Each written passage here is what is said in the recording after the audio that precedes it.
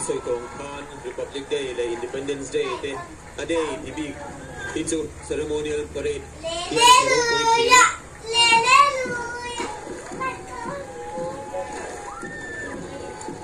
In this year's Republic Day ceremonial parade, we have 27 contingents altogether, 6 armed contingents, 6 unarmed contingents, 12 school contingents, and 3 bus contingents.